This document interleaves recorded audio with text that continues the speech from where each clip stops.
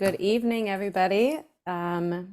This is our last Zoom meeting as a CSD board member. And I'm going to read the instructions on how to make a public comment during the meeting, even though I looked and I don't see that there's any people, but just in case. At points in the meeting, when the meeting chair requests public comment, members of the public participating in the live meeting, either via the internet or the telephone, shall indicate their desire to speak. If you're participating via internet, please click the raise hand feature located within the Zoom application screen. If connected via telephone, please dial *9. All public comments shall be addressed to the Board of Directors and limited to 3 minutes per speaker. The Board of Directors may choose to respond to comments or request its staff to respond at the conclusion of a public comment period. All right, so let's do a call to order and roll call. President Oyserman. Oh, I guess I'm here. Director Case. Here. Director Kilkenny. Here. Director Ruggieri. Here. And Director Shea. Present. Thanks. All right, let's take a look at the agenda. Are there any questions about the agenda as is? Eric? Move to adopt. Perfect. Is there a second? Right here. All right. There is no members of the public. Oh, no, there are members of the public. Is there any questions from the public about the agenda? No hands. No hands. Okay, so let's move on to the consent calendar. So is there any questions from anybody on the board? No comments? Eric, anything you want to make sure we looked at? No? These standard. Okay, it looked pretty standard when I went line by line. All right, is there any questions from the public? You have no hands. All right, let's move on. Is there, Let's move to adopt. yes, A motion to approve. a motion to approve. Sorry, I'm Motion to moving approve. fast here. That's because there's no interruptions. Approve. Is there a motion to approve the I consent motion calendar? to approve the consent calendar. I Second. got you. And I got you. Okay. All right. Do we need a vote on approving it? You All do. right, so let's go ahead and do a vote. All discussion's been completed. I am going to take a vote. Board President Oyserman. Aye. Director Case. Aye. Director Kilkenny. Aye. Director Ruggieri. Aye. Director Shea. Aye. All right, we are going to move on to item D, public comment. Open time for items that are not on the agenda right now. Just a reminder, speakers are asked to address comments to the board and limit comments to 3 minutes. Speakers may comment only on non-agenda items within the subject matter of the jurisdiction of the district. The board may not take action on, consider, or debate items not on the agenda except under narrow circumstances meeting statutory tests. Response to comments on non-agenda items will be limited to factual information or clarifying questions from staff or board at the conclusion of the public comment period. The president may refer the matter to staff or for future meeting agendas. Is there any raised hands from the public? I do not see any raised hands for public comment. Okay, then. Moving on, holy schmoly, to line E. We are at District Matters. We are looking at the fiscal year 2022-2023 second quarter profit and loss budgets to actual reports. Eric, would you like to say something about Sure. this? I gave you guys a little bit of a lead in here. This Q2 isn't the most exciting of all of these, but it just shows that we are doing what we kind of expected to be doing at this point in time. Looking at this from a kind of bigger picture standpoint, obviously the big revenues that came in were ad valorem property taxes and the special taxes. As far as ad valorem, we're actually trending ahead of budget on that. So I am expecting that to come in higher by the time the fiscal year ends than what is currently budgeted. We've so far received in total net about 1.286 million for ad valorem property taxes and 933,000 in net special assessments, i.e. special taxes like park tax, fire tax, which is what we expected for that at this point in time. Total cash balance as of December 31st in our general fund was stated at just a little over 6.1 million. Of that total, 500,000 are currently held as board designated reserves, and approximately 96,000 of that total is designated for MWPA allowable expenditures, Marin Wildfire Prevention Authority. When you take those funds into account, the net cash balance is about 5.523 million.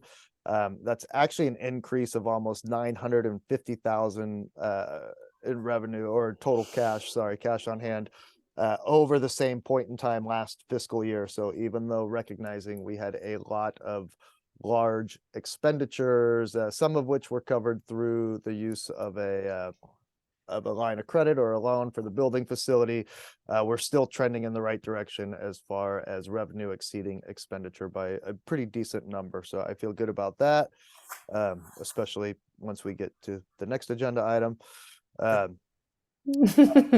As always, this is just simply a reflection of cash flow. So, we do have unfunded accrued liabilities that continue to grow. We do have foreseen capital expenditures that we are anticipating. So, all that is important to keep in mind when you look at this, but it is still a positive trend. Also, our OPEB trust fund as of the end of Q2, December 31st, I'm sorry, that should say 2022. That's a typo on my part, had a stated balance of $516,000. Looking forward for the next quarter that we're almost halfway through right now, this is when we'll open up our rec program registration next month. That's also going to represent a significant cash inlay. Yeah. And then just in January, we also received payment towards our agreement with the county to provide fire protection services to CSA 13. That's actually already come in. So that's a little over 300,000 that's come in on that. I don't have it immediately in front of me, but if I am doing the math, it's about 330,000 that we received on that. And then the other thing I wanted to bring up is we actually just yesterday got our Q2 allocations for interest in our county fund. And we actually pulled in about $9,900 in interest just for Q2, which tells me that the county's investments are back to bearing a little bit better fruit than they had been, considering last year we really didn't pull much at all. So we have total investment income just through the first 2 quarters of a little over 13,000. When we kind of budgeted very conservatively for that at 5,000. So we're going to come in well over, and that's a good sign. That's getting a little bit more to pre-pandemic type of returns that we were receiving. Not quite there yet, but it's getting a lot better on that front. With that said, I'm happy to field any questions. All of the statements are there for you, both district total and then by department, as well as a little very small summary sheet, because there really wasn't a lot of great variance or anything I thought that needed a little extra explanation following those in the summary notes. So any questions, happy to field them the best I can with what's in front of me. Can I just, so I understand better, the ad valorem, if we're seeing more there, does that just mean houses are more expensive, more homes are being sold? Yes, I tend to budget fairly conservatively on that. The big one, if you're looking at the actual P&L statement and you see the very top line on revenue that says prop tax current secured, that's obviously the bigger one. The other ones are much smaller underneath it and they kind of ebb and flow a little bit more, but the current secured tends to grow, anywhere from 2 to 5 good years, even as high as 6%. A lot of it has less to do with the house costs going up and more to do with, kind of older houses that have been on the off the market for many, many years, maybe finally getting sold. So they're being reassessed at a much higher value than what the current assessment is on it. But this is all trending well. again, I try to remain fairly conservative on this. And I don't have the number immediately ahead in front of me, but I want to say we're probably going to exceed that number by anywhere from 80 to 90,000 over what we budgeted. That's great. Thank you. Yeah, just for the current secured. Yeah, and it seems things have kind of leveled off now with there's some Yeah, and I mean, and how houses they sitting on the calculate it, market. Yeah. I'm not a expert in it. The bottom line is it's kind of a countywide aggregate. It's not just houses that are in our area. So the growth kind of goes across through the entire Okay. county, which, you know, can be challenging in some areas. But I just look at historical trends as I go through this and try to follow whatever guidance the Department of Finance might put out as they go through for their projections as well. Okay.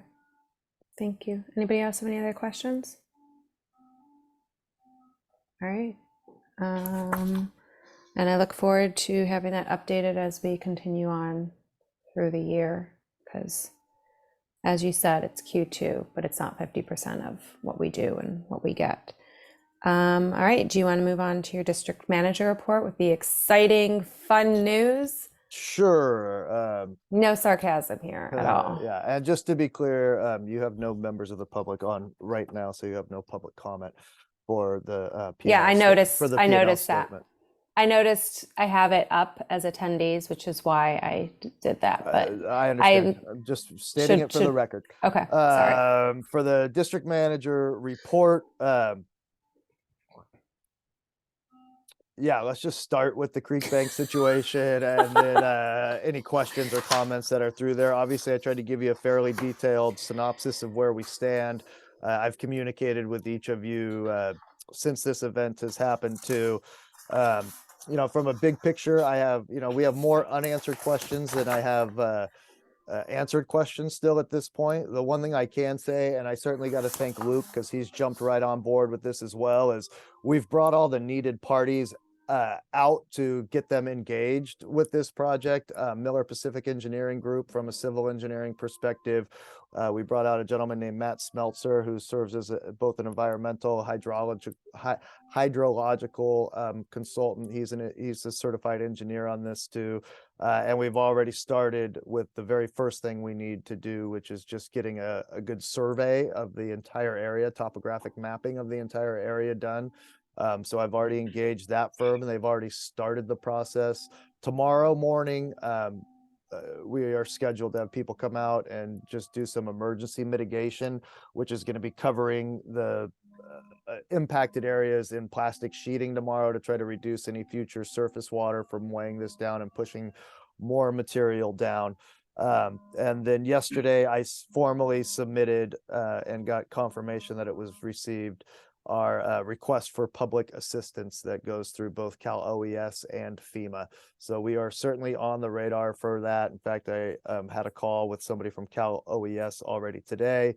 That does not mean that this project is going to qualify, but we will word everything very strongly and make it very clear that this presents a direct and immediate risk to facility should anything further happen. And when I say we don't know if it qualifies, the area that is impacted is what's known as non-improved. So it was, mostly the hillside, and it got up very close to the pool pump house facility, but it didn't actually do any damage yet, or at least nothing that anybody has been able to notice to the pool facility. FEMA primarily looks at damage to improved facilities. So we're going to be trying very hard to make the case that this is a direct threat, and any more potential land movement could put this at immediate risk and hazard, if not causing damage at that point. So hopefully they will accept this as a claim. For those who were around in 2017 was the last kind of really large storms we had through here, and we had some damaged areas. We filed for FEMA then, and this was one of the areas that we wanted to do kind of preventive maintenance to. There was some level of land movement, but nothing like this. And they denied it. So we're now that we are where we are, and if you saw the pictures that I sent out, I think it makes a pretty strong case that this is directly impacting a critical facility. That said, again,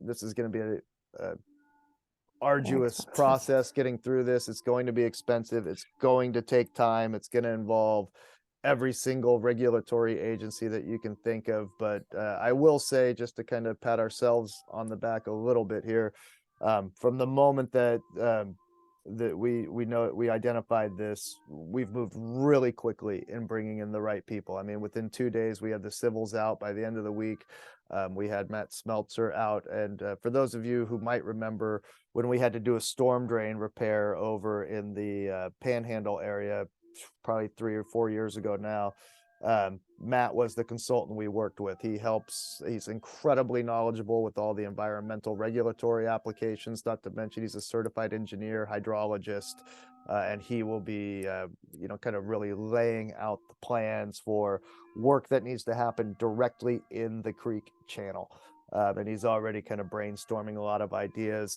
The surveyor, the Miller Pacific on the civil side, and then with Matt Smeltzer on the fluvial side, they all have worked on projects together. So they're already, all three of them, in very good communication with each other and in very good communication with both Luke and myself. So on that, I'm actually pleased that we were able to get the right people, and start working on this immediately, for lack of a better term, from the instant that we noticed what was happening back there.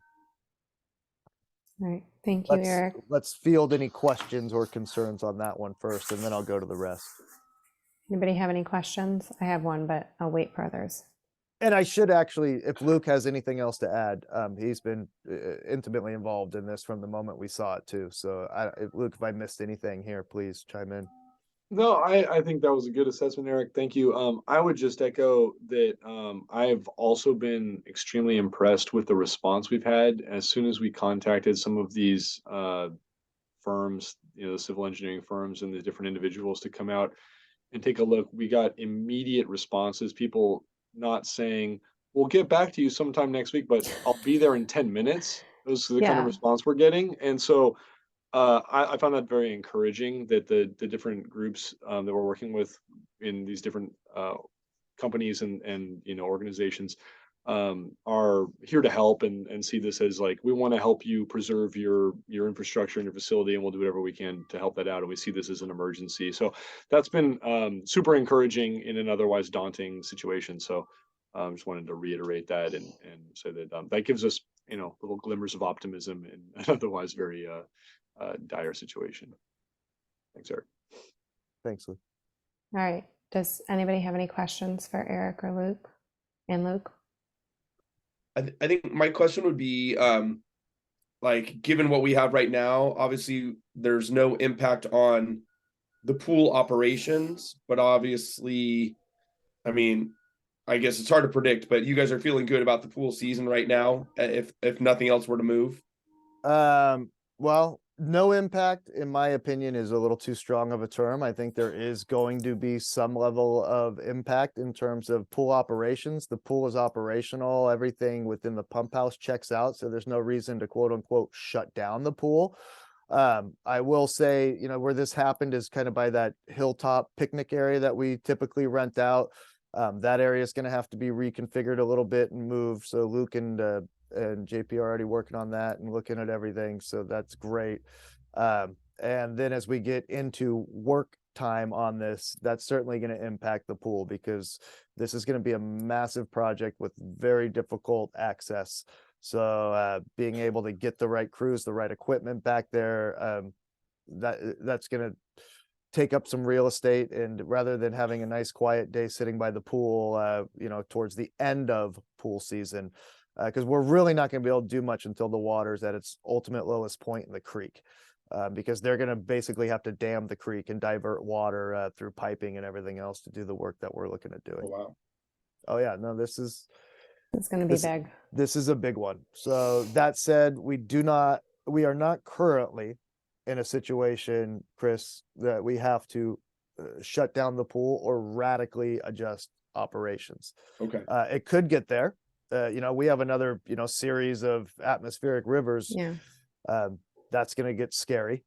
And once work starts, and there's going to be crews back there, we're going to have to put up some temporary fencing along the top of the hillside there and everything else. So to say no impact is not a correct term. There's going to be Right. some impact, but I believe we'll still be able to run the pool and for a good majority of the season, weather holding out for us Yes. and no additional land movement significant anyway. I think we should be okay. Luke, what do you think? Yeah, I think we would plan to run all of our normal programs, and there might be a part of the complex that turns into a construction site later in the season, but we'll do our best to make that work. And if anything, like our grass area will potentially be reduced. We'll have some fencing up, and there might be some noise, like Eric said. But best case scenario, that's the impact would be. It's a little smaller up there, and there's some noise. And that's assuming that everything holds through the rest of the winter. So, but we have no plans to reduce any programming or capacity or anything like that at this time. Cool. Yeah, I just really appreciate you guys getting on that, and man, never boring. Yeah, and until we really start to get some firm plans, I'm hesitant to even throw out a number on what I think this is going to wind up costing. And obviously, if FEMA OES picks it up, then it could get reimbursed, up to 93.5% of total cost. But I'll tell you right now, once you factor in everything, the work itself, all of the pre-construction work that's going to need to happen just in terms of designing and civil and everything else, if this thing comes in a penny less than 300,000, I'll be shocked. Okay. I mean, I guess I had a question of if we have like normal rain like we've had, then the creek's not going to gush. But if we have any atmospheric weathers or any hard rain with a couple of inches coming down over a couple of days, then the creek's going to rush, and then we can have some issues. It could become an issue. And one of the bigger issues is there is, some very large trees that are fairly low on the creek Yeah. bank, one of whom being a very large old oak tree. If that thing continues to get undercut, and if that were to fall, that could have an impact on the water flow as well. All of that is kind of right there. It's a dense area, so it's And there's nothing that we can do right now to shore things up, so it'll be a bummer. Okay, if anything else comes down, A, for the beauty of the creek, and B, for the cost for us. Right. But Well, right. And the people who are working on it, from a consultant and contractor perspective at this point, they're the right people. I feel Okay. very good that we got ourselves the right, and Matt Smeltzer especially, he's well renowned amongst people who have to deal with creek work. And in fact, he came to us, years ago when we first used him as a direct reference from the Resource Conservation District. Okay. And their creek person and specialist. So we've got the right people on the job, but it's going to take some time. They need to see all the topos. They need to do their calculations. It's science when you get into this engineering. So we're the steps that we need to take are being taken, and they're being taken as quickly as we can make them happen. okay. I guess my only other question would be, do we need to put up some surveillance or something so that we know, like on the weekends or something, if there's movement? No, there's really not too much that we can do on that standpoint. Okay. I mean, we're constantly kind of checking on it, and then pool season starts before you know it here too, and Yeah. it'll be open on the weekends, and so on and so forth. So, Okay. and if there's rains, I live a mile and a half away. And that's how we have been able to kind of pinpoint this, because Yeah. I absolutely looked at this area, towards the end over what was that MLK weekend. And none of this had happened yet, and that was when it was the big water flows and Yeah. everything else. This was a gradual over time thing that as it got undercut, it It slowly just- started to loosen yeah. the stuff up top until something gave way, and that kind of started the domino effect. For those Yeah. of you who have seen it, you can kind of look at it and see how it kind of collapsed and towed in. Yeah. Okay. Anybody else have any other questions from the board? I'm going to say, are there any members of the public? But I see that there's nobody, but I'm asking. You have no public comment. No public comment. All right, so moving on. Moving on. Well, if I go through the rest of my report here really Oh, quickly, yes. I'll try to make it quick. This is more of an informational item, but I wanted to put it out there. A, because LAFCO asked us if we would, and B, just to see if there's anybody who is interested. The LAFCO board is made up of several different elected officials throughout the county from different types, cities, towns, county. They also have seats specific to special district. They have opportunity for election to a regular seat and an alternate seat on LAFCO. They meet the second Thursday of every even month. I believe at 7 p.m. If anybody is potentially interested in LAFCO, I'm happy to put you in touch with their executive officer who can better answer any questions they might have. And if you let me know we have time, I would put this as a formal item on the agenda for next month. Because their deadline is March 31st, and officials have to be nominated by a vote of their respective governing body of the board. So if one of you wanted to do this, then we'd put it on the agenda and have a formal nomination and vote for it. So please just let me know if you're at all interested in it. And then just other items of note, audit work is coming along fine. We've submitted what they need. They are just working on trying to get the whole report completed. They were able and did complete and submit our state controller's expenditure report, which we have to submit every year, and that came well within the deadline. So audit should probably be done within the next week or two, I'm assuming. And I'm expecting drafts of their report probably within the next week or so, but it'll go on to the next agenda for you all. Play structure replacement project, that's going to be kicking up here really soon too. So that's going to be talked about a lot more in the P&R commission. So we're going to start moving with that, with the hope of being able to get an RFP put together in late spring for construction that'll happen towards end of summer, early fall. And then finally, it's already budget season. So that's another thing we'll be working on around here, is just starting to piece together the budget for next fiscal year.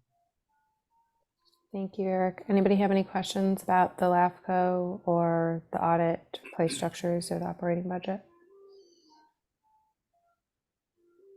I guess I have a quick question. Do we need to look at, just because we just talked about it, do we need to look at the creek area right near the play structure? Is there, I know it's just replacement of the play structure, but do we need to look over there, and as we're replacing stuff, if we're changing the configuration, should we be shoring up those? No? Okay. No, not for this type of equipment. Okay. I just wanted to make sure, because No, we're not impacting any land. We're just removing it. It's Okay. exempt. okay, just wanted to make sure. Yep. And then just to confirm, for anybody who is interested in the LAFCO, we nominate, and then is there an election process, or you're Yes. automatically? Yes, you guys will be seeing that later down the line, assuming they have more candidates than they have spots. Once you are nominated, it goes to a vote of all special districts in Marin, so that will come to you as a board. But again, unless it's an appointed situation where they have one regular seat open, one person applies, done. And the same with the alternate as well. Otherwise, if they have enough to actually have an election, that will come to me, and I'll place it on a future agenda along with the candidate profiles, and the board will make a consensus vote on that. Okay, perfect. All right. Any questions? Just asking one more time from the board. And I see none. Anybody from the public would like to comment? There is no raised hands, so we will move on to the draft minutes, to item F, draft minutes of the Fire Commission. I would Yes. turn that over to Kathleen if she's got Yeah, anything she Kathleen, wants do you have anything you want to say? No, you put yourself on mute, Hold on, hold and on, hold on. and you took off the video. Like, you really Got have it. nothing to say. Okay. Nothing to report. No. I really don't. I think Okay. that it's hard to report on this one because it's very different than Park and Rec. Like, we come together, old timers talk, and the chief gives a report. So I think Eric can touch more on the report than I can. Okay. Yeah, the minutes are there and you can kind of see what was requested for future. And the chief's report is very similar, seeing as how the fire commission meeting was just last week. So the chief report that you have in front of you is very similar to what the PNR or the fire commission talked about. Okay. So when they're asking for requests on the new housing development, is that to figure out if we need to change something for our fire department? Is that why? No, mostly this one actually came from Ron Marinoff, Yeah. because when there's new structures, new builds, the parcel taxes kick in. So he was looking Right. at this more from a revenue fiscal impact standpoint Okay. on how much additional revenue would be received. For But the, we did just talk a little specifically for the bit, fire. Okay. right? And we did talk though a little bit about the full scope of kind of what has been proposed in the housing element. And if all that got built, that could certainly have an impact on operations, but we're ways away from that even being a possibility. So Okay. All right. Is any other board members have any questions? Is there anybody from the member of the public who would like to ask questions about the draft minutes? you have no public comment. All right. Did the chief give you anything extra? I mean, we all read the chief's report. The only thing I would touch on here is just a little bit on the recruitment side of things. Okay. In a little piece of good news for us anyway.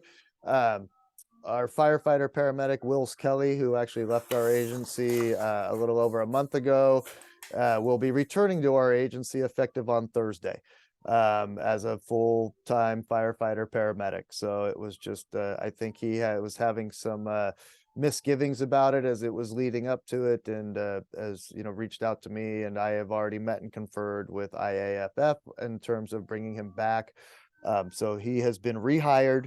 We have one vacant, which is great, by the way. Wills Kelly is an excellent firefighter, paramedic, and an even better person. So to have him back and have the kind of commitment that I think we're going to get out of him coming back here, and him realizing that he just really enjoyed working here and working with all of his colleagues and in this community.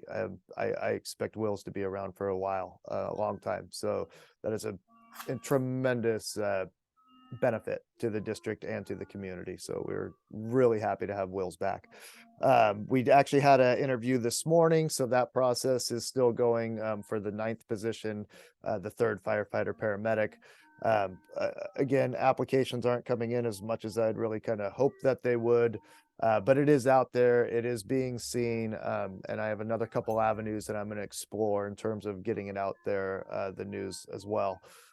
So it's not quite as critical being down 2 people as now just to being down 1, but we're moving forward on that process as quickly as we can as applications received allow.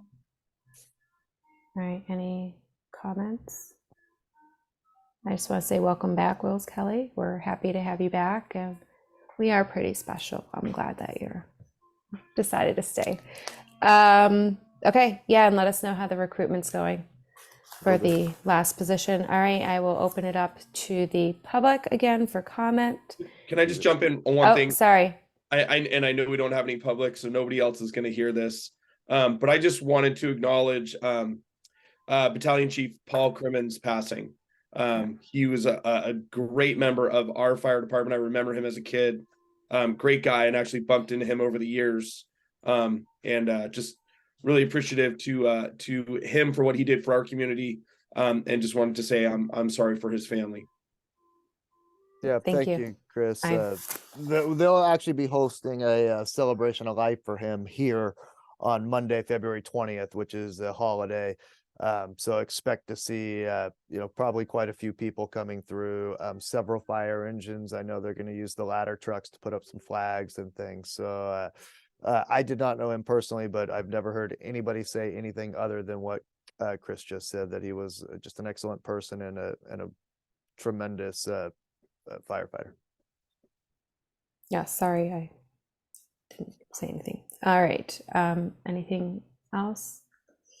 All right, and no public, so we are going to move on to Parks and Recreation matters, specifically looking at the draft minutes. Chris, do you have anything right, you want to say?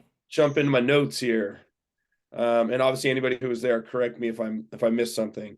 I think probably the biggest thing was we talked about bringing Ryan Madden onto the commission, and I know that was part of our packet here.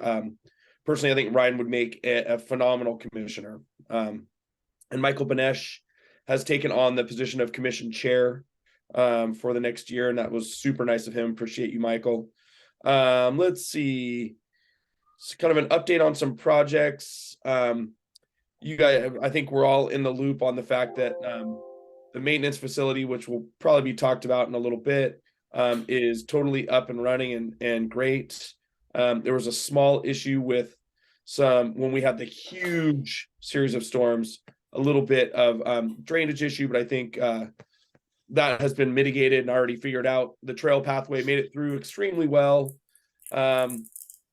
There's nothing left on the punch list. Everything is moving forward with that. I know there were some public questions regarding that today. I don't know if we want to address that.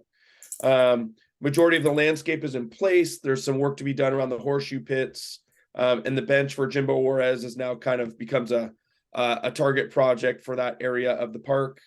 The waterway trail update.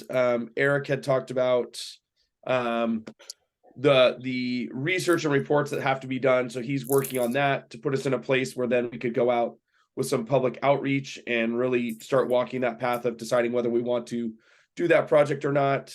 As Eric already mentioned, the playground redo is now a focal project, probably in addition to the Creekside replenishing.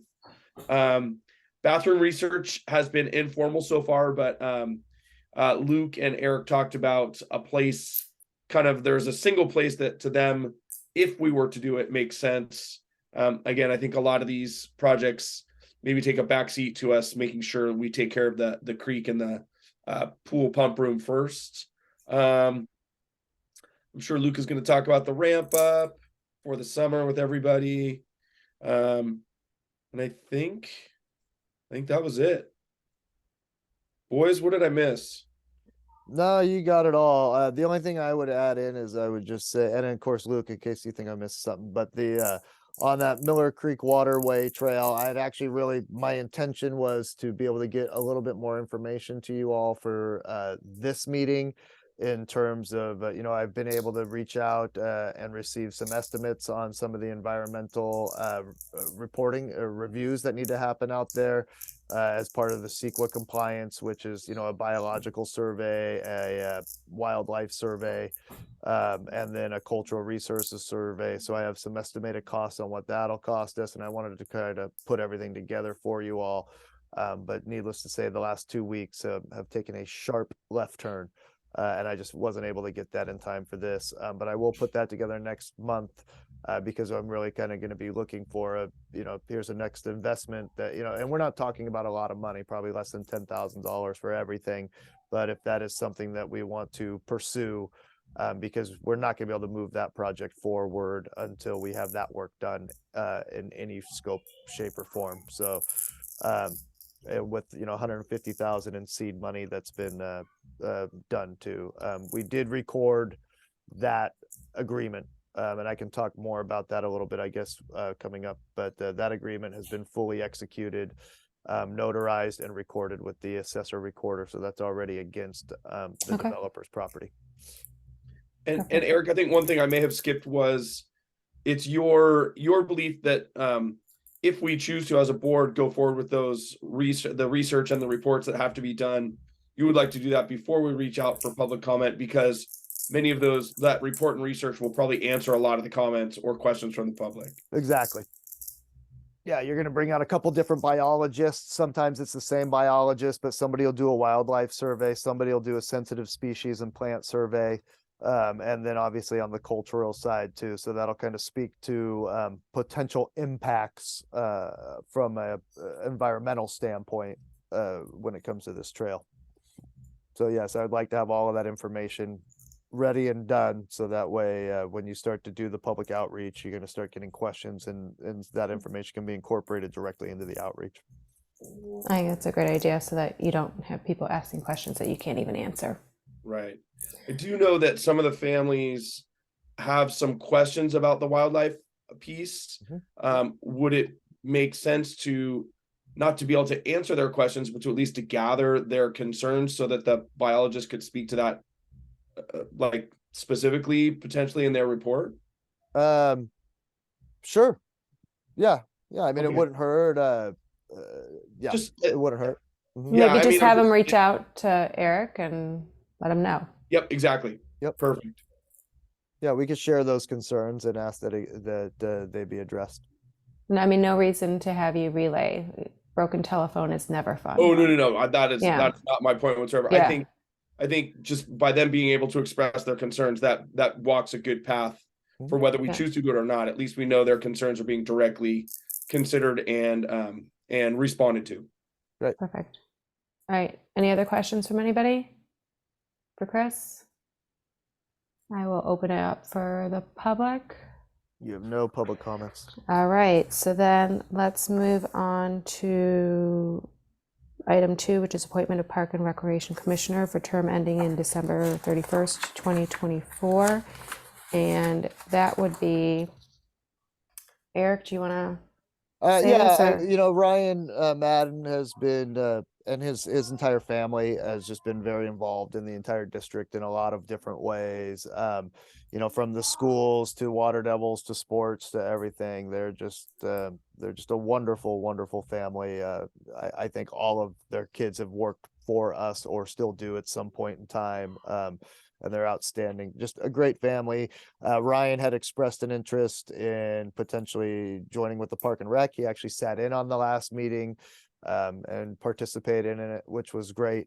And then he submitted the letter that you see in front of him. Staff recommendation on this is to appoint Ryan Madden to the vacant regular seat on the commission, effective immediately for a term expiring in December of 2024. All right. Does anybody have any questions or any comments about this? I would just reiterate that I think Ryan would be a great guy to do this. I think it's kind of a unique position too, because Karen used to be on PNR with me a million years ago. And so I think he already has a good sense of what it is and the historical aspect of it too. All right. Is there do we motion? You need a motion in a second. Okay. Is there any motion? I motion to nominate Ryan Madden for Park and Rec Commission. I second. All Lisa, right. did you have a question, or were you just trying to get a I was second in? gonna second, but You're too slow. Okay. too slow. You're Okay. way out in the valley, for God's Okay. sake. I guess it must be my connectivity. And you have no members of the public, so you can go straight to a vote, Savon. All right. Let's go ahead. Tiffany, can you lead us in a vote, please? Board President Oysterman, Aye. Director Case, Aye. Director Kilkenny, Aye. Director Ruggieri, Aye. and Director Shea. Wholeheartedly, aye. Awesomeness. Welcome to the team, Mr. Madden. Okay, we are going to move on to number 3, authorizing to execute encroachment agreement with the Oak Senior Living LLC to allow for grading and drainage placement on the Marinwood open space lands. We're going to vote to approve this after we discuss. Go ahead, Eric. Yeah, I mean, I kind of gave you a little lead in here. I know we've talked about this both at a PNR level somewhat, as well as some mentions in this board. Without going into the technical specifications here, what I can tell you is, they originally submitted the plans to us for review. I had a very well-trusted civil engineer review them. He had a couple comments on them. They responded to those comments. And right now we're comfortable with the plans. I'll also say I've spoken directly with the county DPW land use person who's assigned to this project. She actually thinks that this is a project enhancement that makes sense for all parties. It actually provides a more stable environment for the adjacent open space. the agreement was drafted by our legal counsel.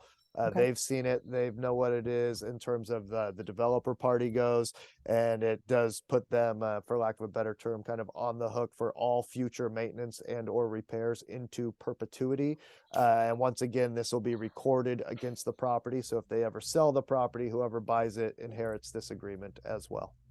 Thank you for putting that in there. Yeah. My recommendation is to authorize it. To me, I think this is a win-win-win all the way around, for both our agency, for their firm, as well as the community in general. I think makes the whole thing look better. It does not impact the trail project should that move through. And then the other thing that I would say on this is, I know it's kind of come up when this has been talked about in the past, not by the board or by staff, but by some members of the public, stating that, we should, either charge them for this or, attach a fee to it.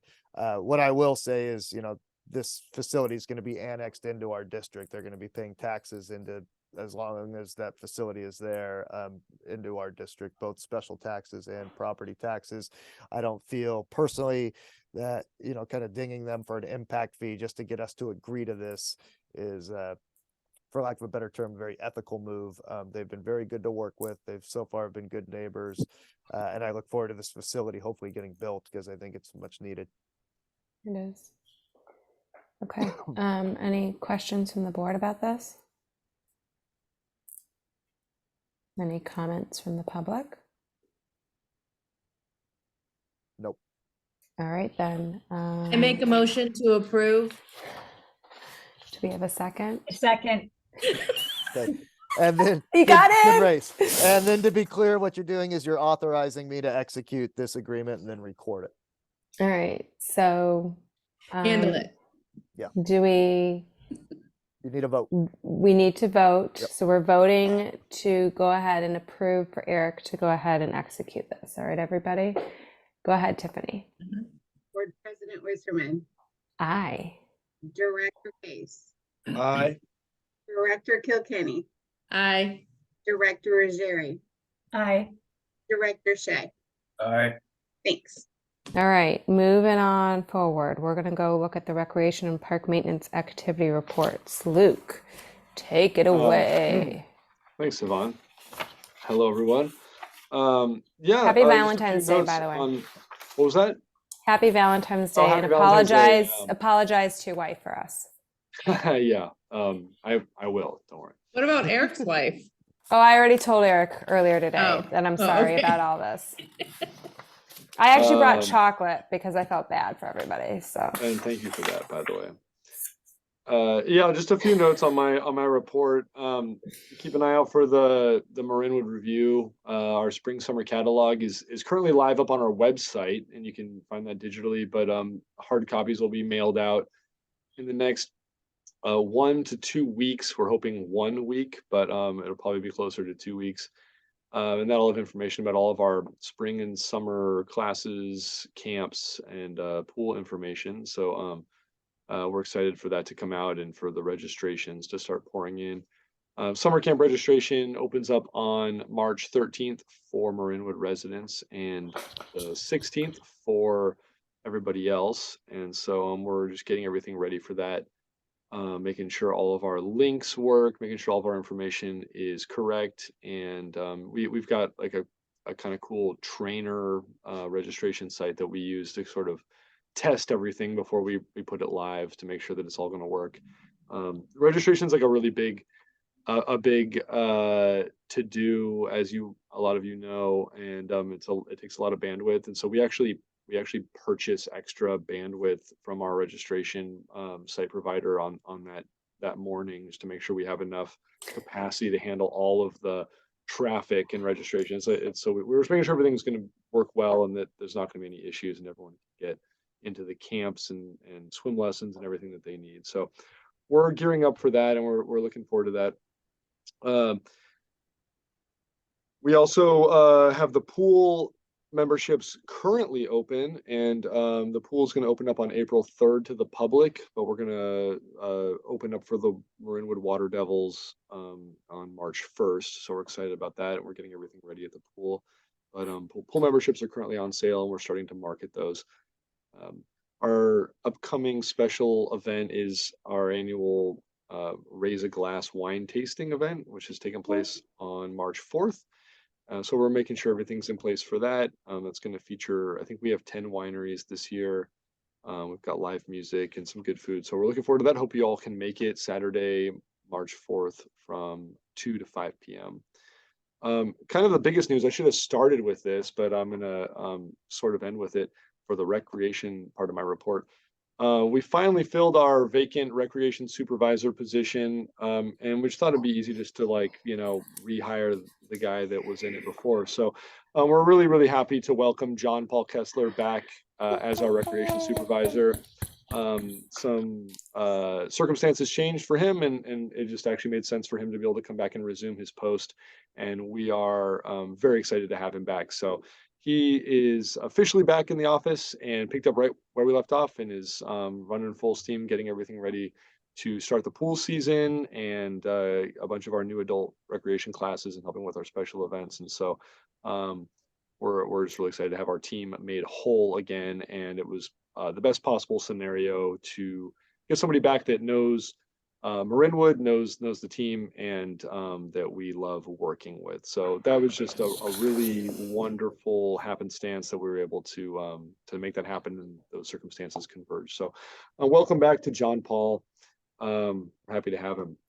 We're also starting to recruit and advertise and interview for our spring and summer part-time positions for both the pool and the camps. And so we're getting applicants. We've got a lot of lifeguard training classes that we scheduled this spring to get lifeguards on staff, and those are filling up. We're actually almost full for the first 2 classes and filling up for the 3rd class. So we're looking to have a really solid staff for both the pool and the camps this summer, and we're excited about that. But that's a long season of interviews and applications. So but we've started that, and it's going well so far. On our park maintenance, my park maintenance side of the report, Eric talked about our big issue at the pool complex with the kind of the landslide erosion issue. I'm not going to touch too much on that, but just to say that the park staff has been taking a couple measures to prep the area for the first phase of attention to that area. So it's directly behind our hillside picnic area that we rent out throughout the pool season. We did move a lot of the big heavy planters away from the compromised area, and we're hoping we can create a slightly smaller but still usable picnic area this summer. We're still working on that. And so we moved some of those planters to reduce the area and get it far away from the compromised spot. We also found that there were some irrigation lines that had been pulled out and compromised by the slide, and so we capped all those and are rerouting that irrigation to make that still work and make sure that water doesn't pour into the landslide site when we finally turn the sprinklers back on. So we got all that figured out, and we'll be putting up some fencing to make sure that the dangerous area is completely off limits, and that no one can get back there and get hurt and fall in. So the staff's working on that. We're gonna be working with all of the different companies and agencies that are attending to this area, and we'll make sure that we plan that all correctly and make sure that the pool complex is safe for all of our users and all of our staff starting this spring. So we're working on that, and we'll have more information about that in the coming weeks. As far as an update on the parks maintenance facility, the staff is fully moved in. It's fully functional. Everyone is ecstatic to be in the new building. It's lovely. It's heated, it's dry, and they were able to work in there. It's been really nice, especially with all the torrential downpours we had last month. It's been a really nice place for them to get their work done. It's nice to finally have a place that's big enough and safe to work in. So the staff morale is at an all-time high, and everyone's just really excited to be in the new building. We continue to organize. We put in a lot of racking, putting some shelving, getting some cabinetry. We had a tough shed erected today in the eastern courtyard to house a lot of the lawnmowers and weed whackers and chainsaws. And they're still figuring out some of the organizational stuff, but mostly we're moved in, and that's all going really well. The staff finished a split rail fence out there today along the same line as the garage gate, and that's just something that we have on either side of the path to prevent vehicles, unauthorized vehicles, from making their way into the panhandle path. And so they got that up today, and that's a nice nice thing to have in place. It looks really nice. It kind of ties the area together. And we will be doing a lot of further landscaping in that spot now that we've reduced the fencing from the old temporary shop area. And once we get those shipping or cargo containers offloaded and get the rest of the temporary fencing down, we will be rehabilitating the park in that section, replanting some of the grass, and also doing some different landscaping on some of the areas closer to the driveway and walking path. So look forward to that in the coming weeks and months as we complete that and figure out what we're going to do in that area. But so far it's looking good, and we're feeling really good about that. The staff is also spending time getting the pool ready for the coming pool season.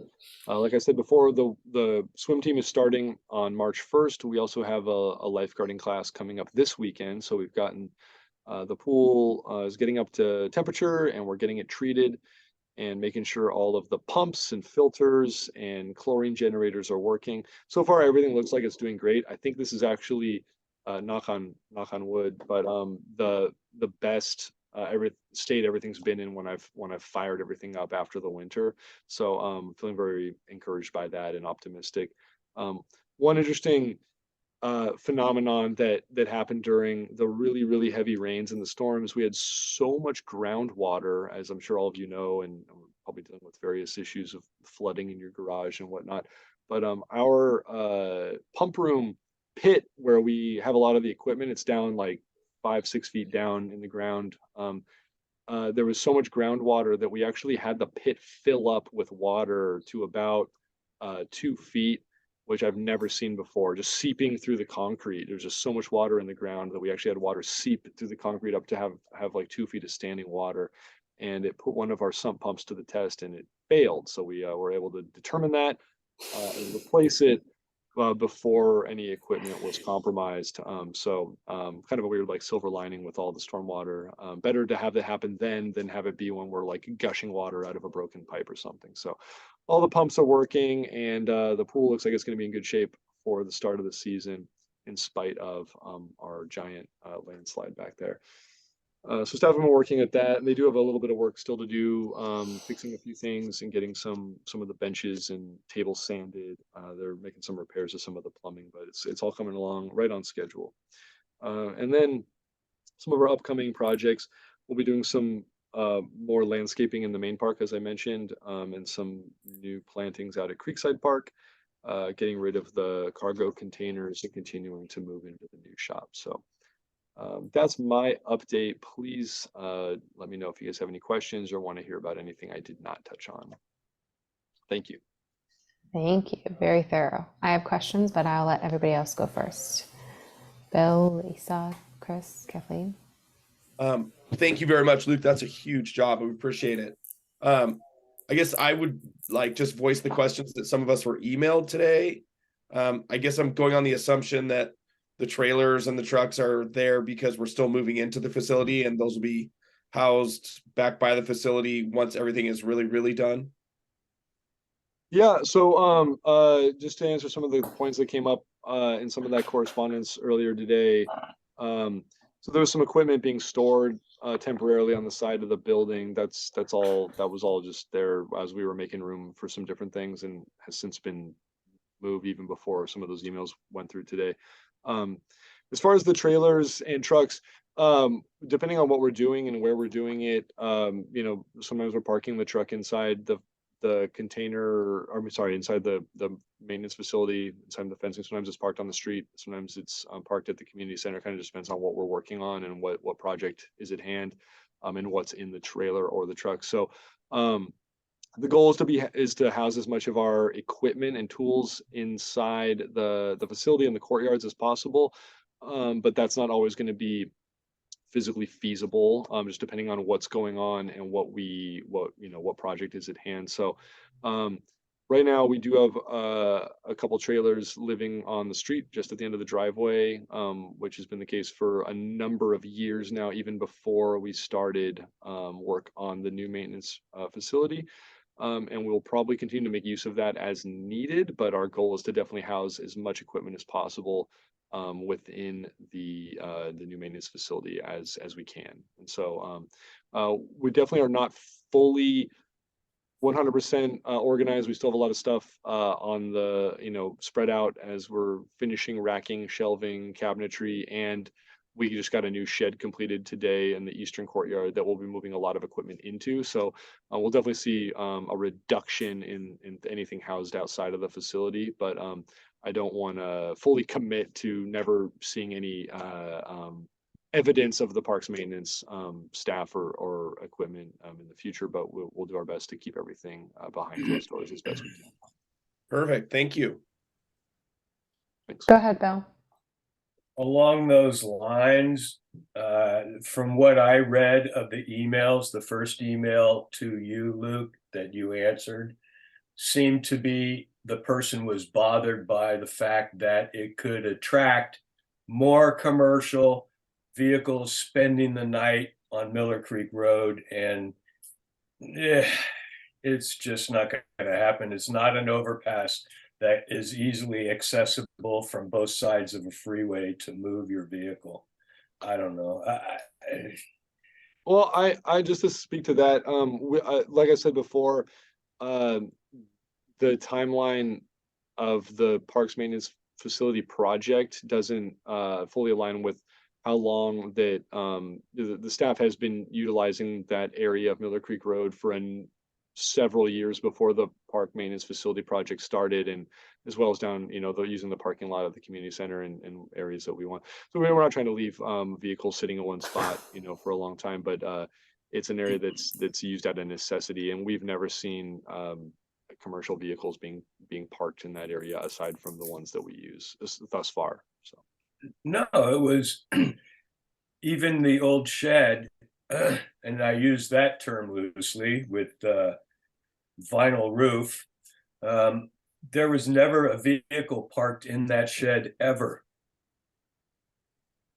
So they were always outside. They were on ground. So right, yeah, I mean, there was before the new facility, there was always equipment parked throughout that whole area, and so there was a major reduction in any visible parks maintenance equipment, vehicles, etc. With the new setup, which we're really excited about. I just think someone was jumping the gun, that's all. Well, I think that part of it was the way that we had planned it was that at close of day, right, when everybody was leaving, that things would be behind the fence.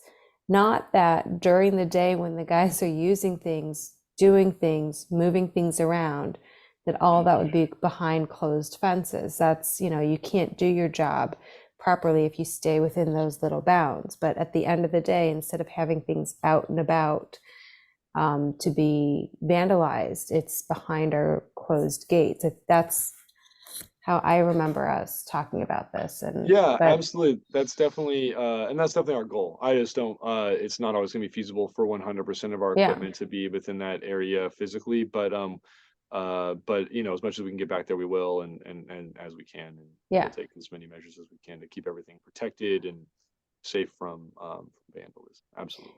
I guess I had a question about how much longer do we think that it's going to take us before we can have those extra things taken away?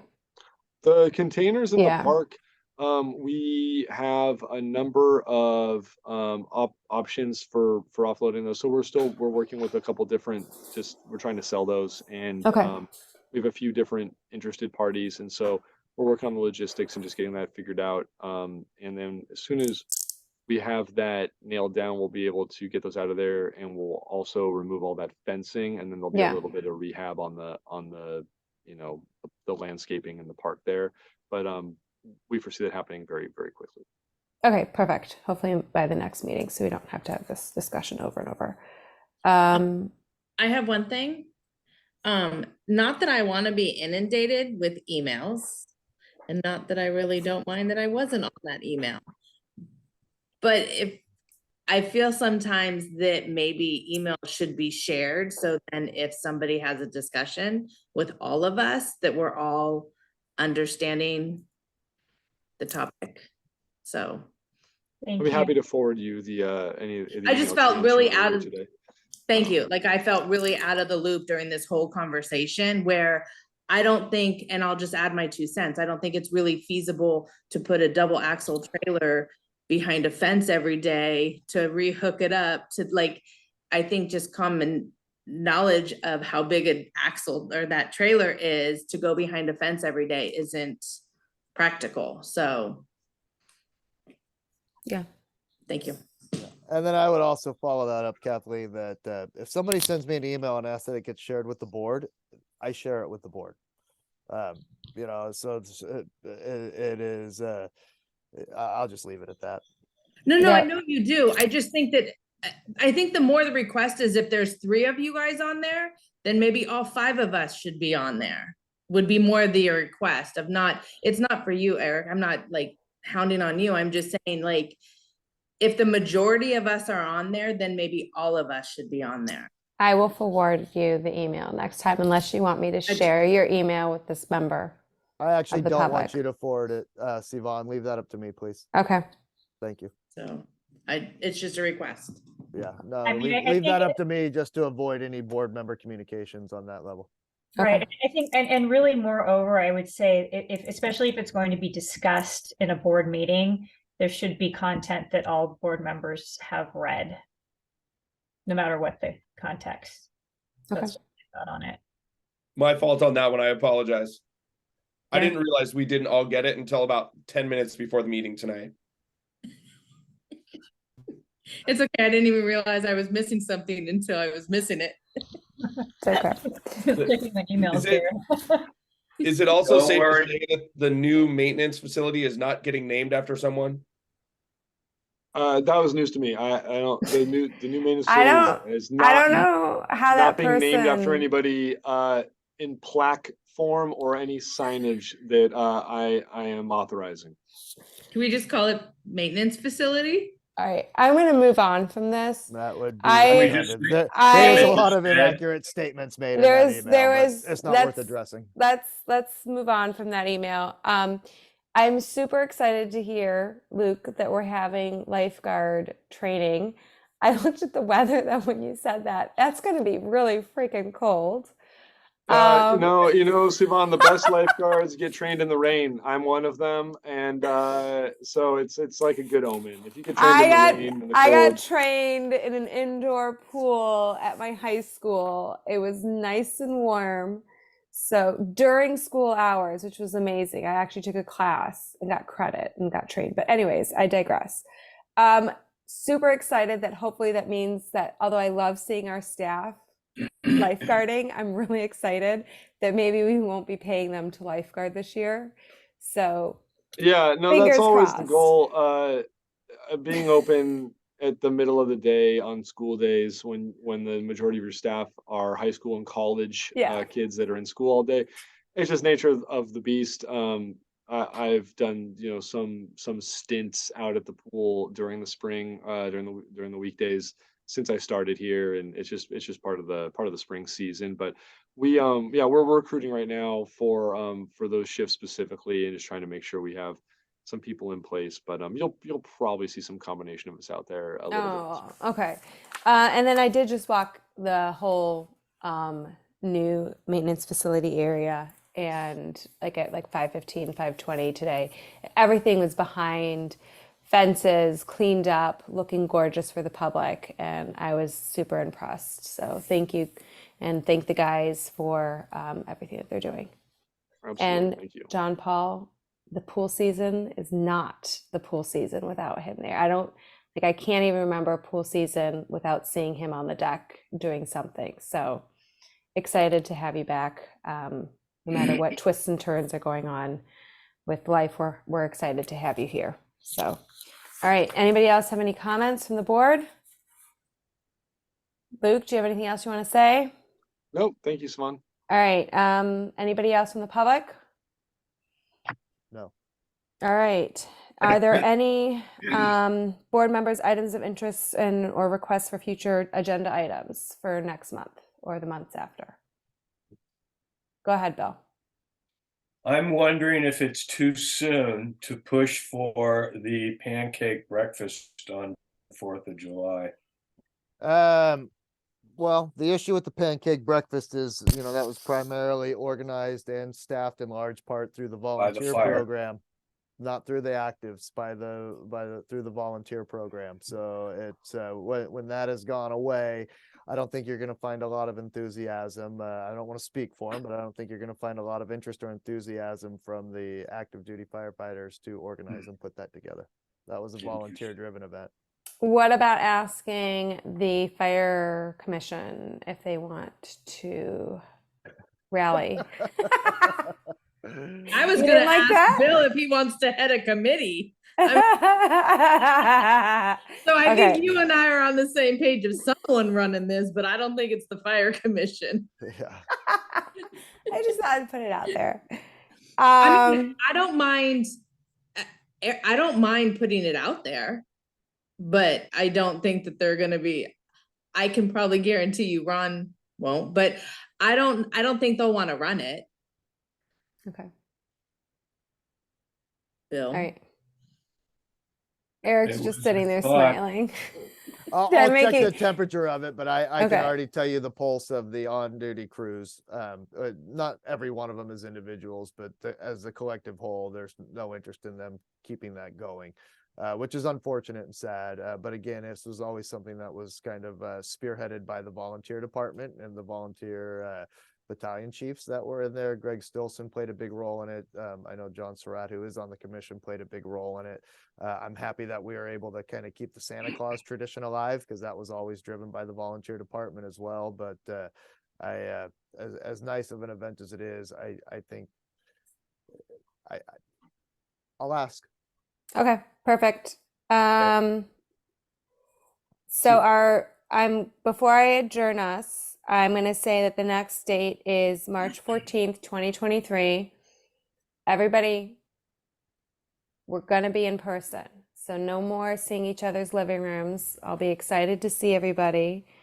Eric, are we going back to the room that is used as the preschool? It'll be Room? in the classroom in the community In the center. classroom. Okay, so everybody will see you there. And we'll make sure that when we send this out, it says that we will be in person. And I'm excited to see everybody. Happy Valentine's Day, everybody. And On that note, Motion Siobhan, to adjourn. No, I got a question too. Go, wait, go ahead, Bill. no, are we going to have a sheriff there? So Because I Eric, know there's one yes. So Eric party and I, that loves to get out of control. Eric and I have discussed this. We are going to start off with no sheriff. Okay. We have discussed it with the sheriff. He knows that we are going back to being in person. And right, Eric? And he's just aware of the situation, and we will move forward and reassess after the first meeting. There will be the same rules as always of 3 minutes, and we will move on and we will adjourn the meeting if there are, not adjourn, we will, what is the word? Pause the meeting. Take a recess. Take a recess, that's the word. If we are being interrupted and we're unable to conduct the meeting, we will take a recess for a few minutes and try to regroup. Yeah. And if that doesn't work, then we will move forward on that. But I'm hoping that this break that we had of being on Zoom might break the cycle. We'll see. All right, go ahead. I know, I'm trying to be optimistic. Let me just put it this way. Chris, you had a question? Nope, you just answered it. All right. We will have a 3-minute timer thing, so it will be very obvious. And we'll Um, continue recording meetings. It's going to be a one still shot camera, but we'll go back to our very old school method of recording the meetings. And it'll take a little bit longer to get them processed and up onto YouTube for public viewing, but there'll still be a recorded record of every board meeting. Thank you, Eric. I forgot to mention that. And come as you are. If you choose to mask, great. If you choose not to mask, great. And we'll see everybody there. All right. Is there a motion? Motion to adjourn. Is there a second? No, we don't need a second. Okay. I guess everyone wants to stay. You don't All need a right. second or a vote. You can. Eh, You're the chair. You can adjourn the All meeting. right. I adjourn the meeting. It is 8:45. Go spend some time with your significant others or stuffies, whatever floats your boat for the night. Yay.